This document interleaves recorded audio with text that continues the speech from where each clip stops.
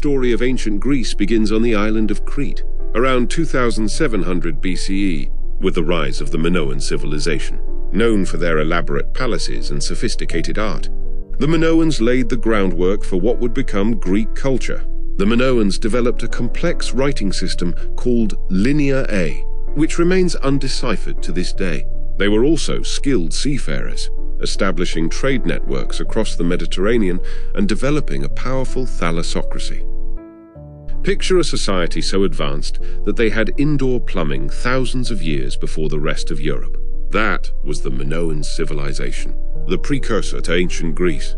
The Minoans built impressive multi-story palace complexes, with the largest and most famous being Knossos. These palaces served as administrative centers, storage facilities, and hubs for religious and social activities. Minoan art was characterized by vibrant frescoes depicting scenes of daily life. Mycenaean culture emerged on the Greek mainland. These warriors, made famous by Homer's epic poems, built massive fortresses and expanded their influence across the Mediterranean. The Mycenaeans adopted and adapted many aspects of Minoan culture, including their writing system, which evolved into Linear B. They also established strong trade connections with other civilizations, including Egypt and the Canaanites. The Mycenaeans were like the action heroes of the ancient world. They built cities with walls so thick. Later, Greeks thought they must have been constructed by Cyclops. The Mycenaeans were known for their advanced metallurgy, producing intricate gold artifacts and weapons. Their society was highly stratified, with a warrior aristocracy ruling over the population. The Mycenaean civilization ultimately absorbed or replaced Minoan culture on Crete, marking the transition from the Minoan to the Mycenaean period in Greek prehistory.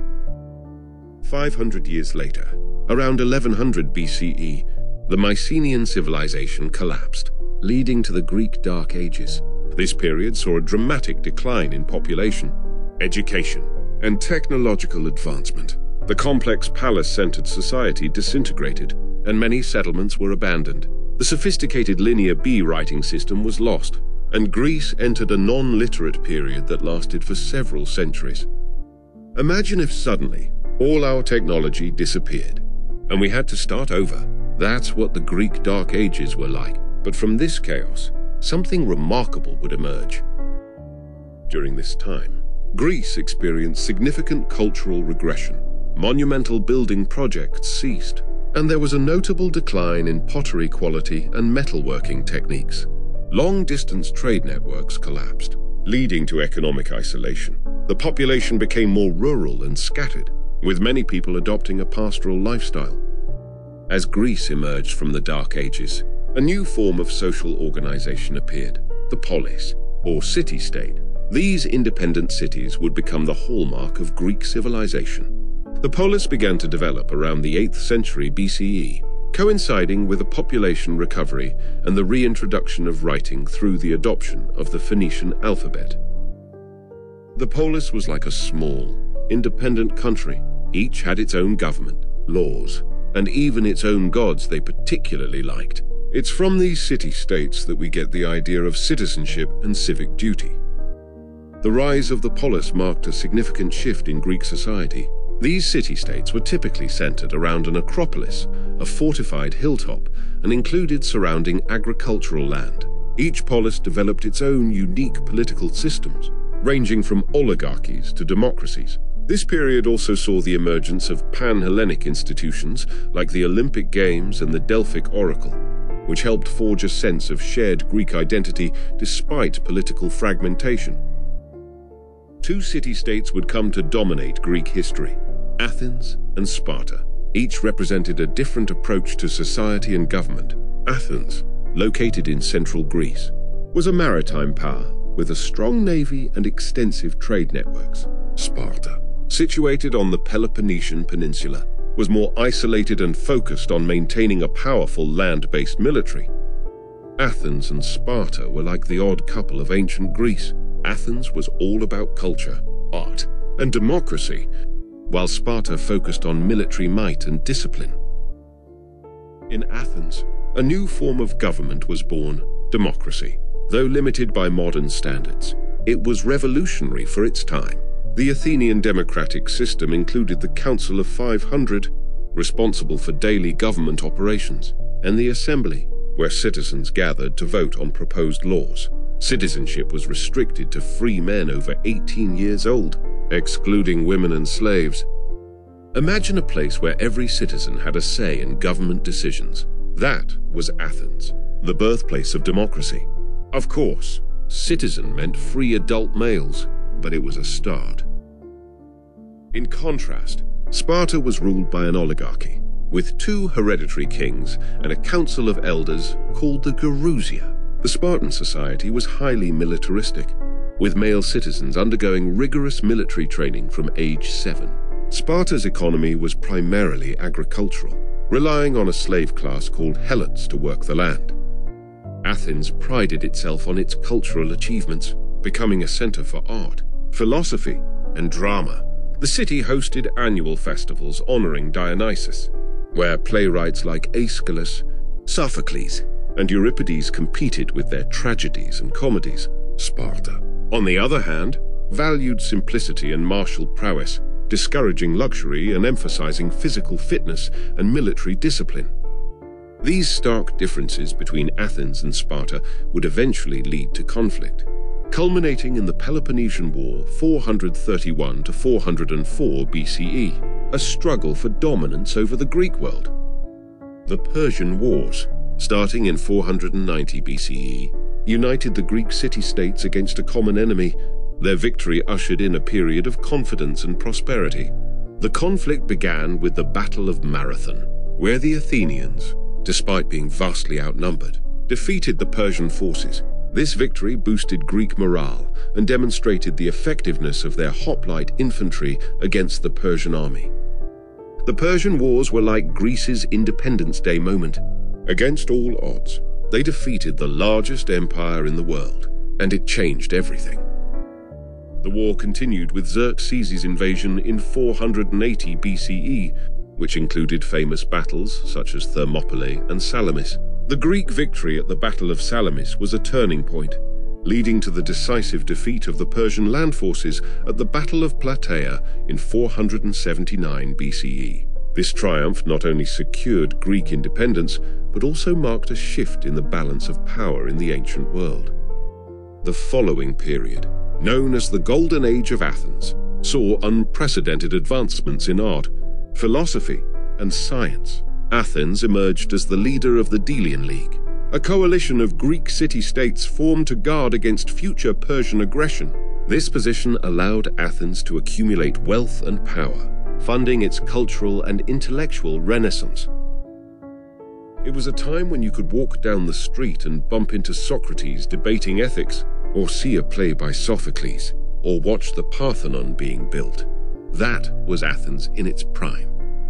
During this golden age, Athens saw the rise of direct democracy under the leadership of Pericles. The city became a center of learning, attracting philosophers, artists, and thinkers from across the Greek world. The Parthenon, an enduring symbol of classical Greek architecture, was constructed during this period.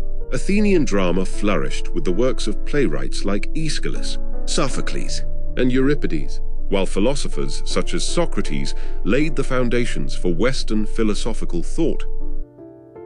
The rivalry between Athens and Sparta eventually led to the Peloponnesian War, 431 to 404 BCE, a conflict that would weaken the Greek city-states.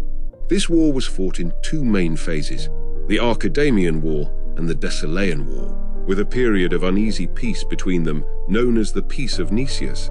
The conflict involved not only Athens and Sparta, but also their respective allies, engulfing nearly the entire Greek world. The Peloponnesian War was like a Greek tragedy come to life.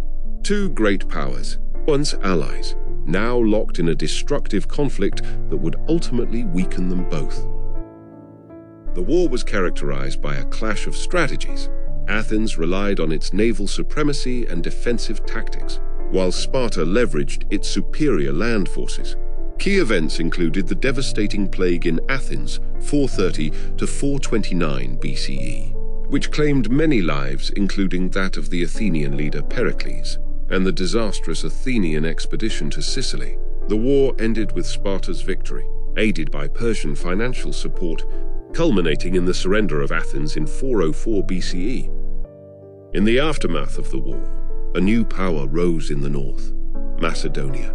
Under Philip II and his son Alexander the Great, Macedonia would conquer Greece and beyond. Philip II took advantage of the weakened state of the Greek city-states, implementing military reforms and diplomatic strategies to extend Macedonian influence. Enter Philip of Macedon, the game changer.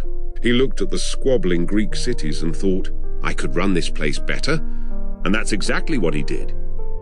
Philip II's victory at the Battle of Chaeronea in 338 BCE effectively ended the era of the independent Greek city-states. His son, Alexander the Great, would build upon this foundation, launching a series of conquests that would create one of the largest empires of the ancient world, spreading Greek culture across a vast territory. An empire that stretched from Greece to northwestern India. Alexander founded over 20 cities bearing his name, with Alexandria in Egypt becoming the most prominent. These cities served as centers for the diffusion of Greek culture, language, and ideas throughout the conquered territories. Alexander took Greek culture on a world tour. From Egypt to India, he spread Greek ideas, language, and art, creating a multicultural mix that would influence the world for centuries. The Hellenistic period saw the blending of Greek culture with local traditions, resulting in unique cultural fusions such as Greco-Buddhism and Hellenistic Judaism.